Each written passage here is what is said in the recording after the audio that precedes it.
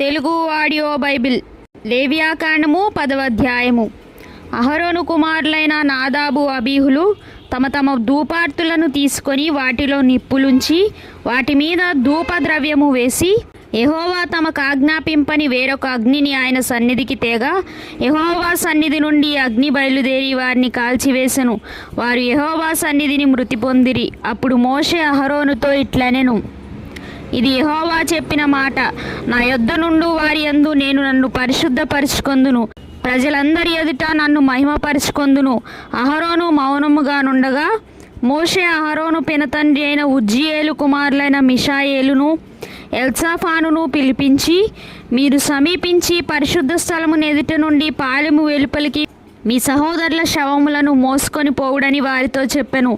మోషే చెప్పినట్లు వారు సమీపించి చొక్కాయిలను తీయకయే పాలెము వెలుపలికి వారిని మోసుకొని పోయిరి.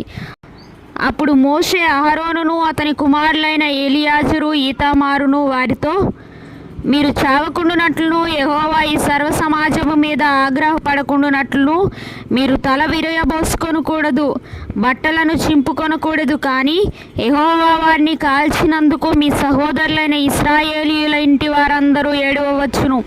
యెహోవా అభిషేక తైలము మీ మీదనున్నది గనుక మీరు చావకుండునట్లు మీరు ప్రత్యక్షపు గుడారం యొక్క ద్వారములో నుండి బయలు వెళ్ళకూడదనెను. వారు మోషే చెప్పిన మాట చొప్పున చేసిరి. మరియు యెహోవా అహరోనుతో ఇట్లనెను, మీరు ప్రత్యక్షపు గుడారంలోనికి వచ్చినప్పుడు మీరు చావకుండునట్లు నీవును నీ కుమారులను ద్రాక్షారసమునే గాని మద్యమునే గాని త్రాగకూడదు. మీరు ప్రతిష్ఠింపబడిన దాని నుండి లౌకికమైన దానిని, అపవిత్రమైన దాని నుండి పవిత్రమైన దానిని వేరు చేయుటకును యెహోవా మోషే చేత ఇశ్రాయేలీయులకు ఆజ్ఞాపించిన సమస్త విధులను మీరు వారికి బోధించుటకును ఇది మీ తరతరములకు నిత్యమైన కట్టడ.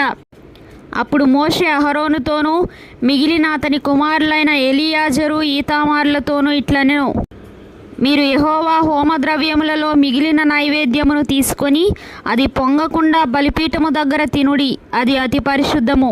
యెహోవా హోమద్రవ్యంలో నుండి అది నీకును నీ కుమారులకును నియమింపబడిన వంతు కావున మీరు పరిశుద్ధ స్థలములో దానిని తినవలెను.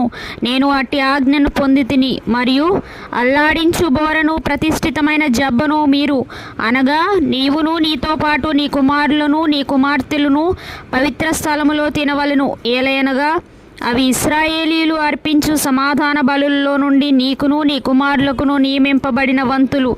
హోమద్రవ్య రూపమైన క్రొవ్వును గాక యెహోవా సన్నిధిని అల్లాడింపబడిన దానిగా దాన్ని అల్లాడించున్నట్లు ప్రతిష్ఠితమైన జబ్బను అల్లాడించు బోరను తీసుకొని రావలను. నిత్యమైన కట్టడ చొప్పున అవి నీకును నీ కుమారులకును చెందును.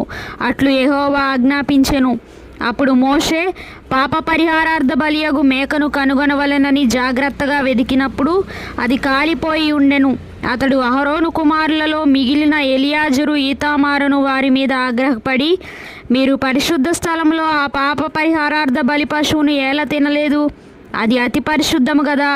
సమాజము యొక్క దోష శిక్షను భరించి యెహోవా సన్నిధిని వారి నిమిత్తము ప్రాయశ్చిత్తము చేయుటకై ఆయన దాన్ని మీకు ఇచ్చెను కదా. ఇదిగో దాని రక్తమును పరిశుద్ధ స్థలములోనికి తేవలెను కదా. నేను ఆజ్ఞాపించినట్లు నిశ్చయముగా పరిశుద్ధ స్థలములో దాన్ని తినవలెనని చెప్పెను. అందుకు అహరోను మోషేతో, ఇదిగో నేడు పాప పరిహారార్థ బలి పశువును దహన బలి ద్రవ్యమును యెహోవా సన్నిధికి వారు తేగా ఇట్టి ఆపదలు నాకు సంభవించెను. నేను పాప పరిహారార్థమైన బలి ద్రవ్యమును నేడు తినిన ఎడల అది యెహోవా దృష్టికి మంచిదగునా అనెను. మోషే ఆ మాట విని ఒప్పుకొనెను.